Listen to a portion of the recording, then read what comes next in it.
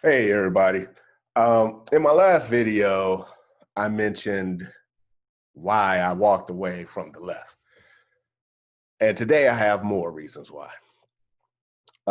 In the last video, I mentioned that after 6 years of living in Japan, I came to the conclusion that my worst day in Japan was better than my best day in America, right? I also concluded that the victimization narrative that is being pushed by the left through academia and legacy media was greatly responsible for this film.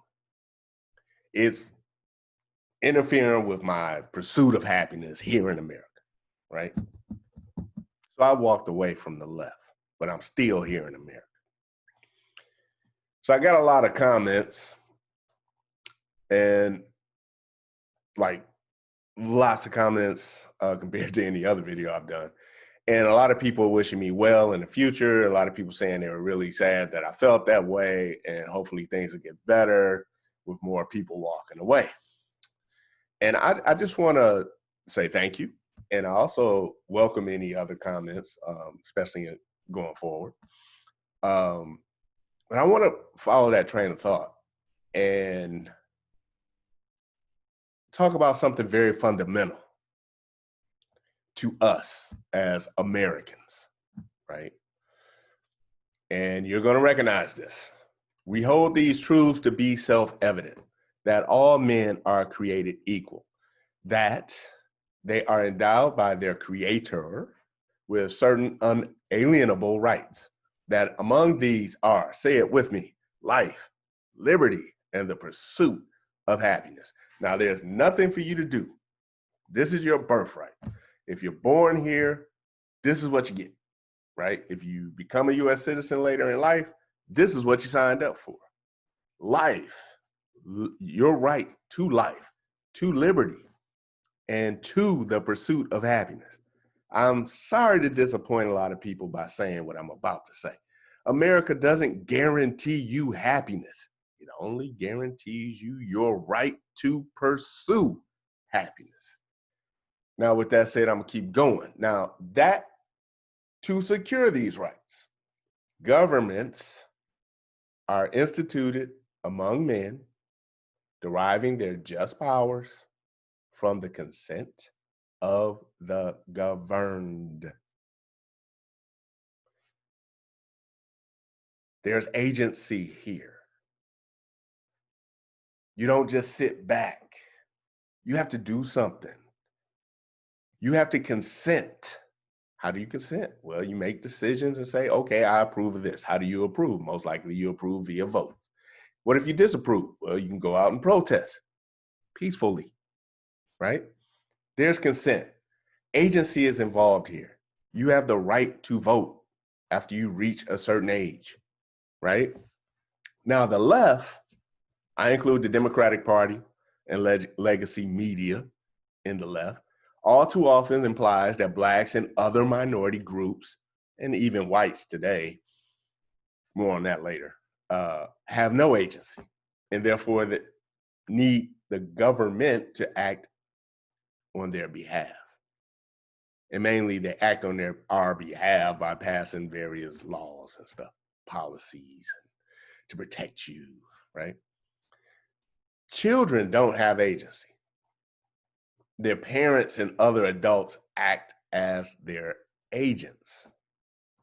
Now, these 62 children lack the agency needed to choose a lifestyle, right? They didn't die because of any choices that they made. It is very likely that these children would be alive today if they simply lived in a different social and political environment. Now, what do I mean by that? As I mentioned in my last video, through no agency of my own, everything about me and my identity was positive in Japan. Now, I lived in the countryside, and then I lived in Osaka, and I lived in Fukuoka. I never lived in Tokyo, where more African Americans were more prevalent. But where I did live, everything about my identity was positive. And that was through no agency of my own. But when I returned to America, everything about my identity was negative. I was either a victim or I was a threat. Why? Because in America, the Democrats preach a narrative that tells me, especially around election time, that I'm a victim of the omnipresent racist around every corner. And every white person you don't know is a racist. And now they got this thing called white fragility. And it's telling me and telling you that if you're white, you can't help but be racist. White people don't have any agency whatsoever in being racist. They're just racist by default, which makes blacks victims by default. Legacy media just fuels the car that this non-agency victimhood narrative is driving. However, Breonna Taylor, thug life. If you don't know about that, just go on YouTube and put in the truth about Breonna Taylor. George Floyd, theft. If you don't know that, go to the same source, non-legacy media.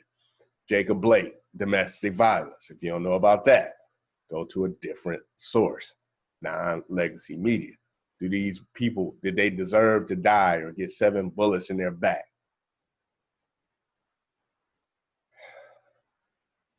That's what they always throw out there. But what I'm gonna throw out there is these 3 adults had agency. They used their own agency to make life choices and decisions that put their lives at risk. But the Democrats and legacy media dismiss this fact and only concentrate on something an individual has no agency in, and that is his or her skin color. The Democrats, in effect, say, let us be your agent. We'll treat you like children. We'll make more laws to protect you from white people and capitalists. Because apparently, if you are white, you have no agency in being racist. And if you are a capitalist, you have no agency in being evil. So let's just create a society full of poor socialists. Non-agency is not included in my birthright as a US citizen. Individual freedom comes with individual responsibility. Period. Social and political values pushed by the left, fatherless homes, the welfare state, these things downplay agency in adults. It downplays the agency needed to make correct life choices. And it creates an environment that interferes or that interfered with these children's right to life, liberty, and a pursuit of happiness. This victimization narrative pushed by the left is currently interfering with my right to the pursuit of happiness in America. And so I've used my agency to walk away from the left. And I certainly hope that you use your agency to do the same. And with that, I'm gonna say peace.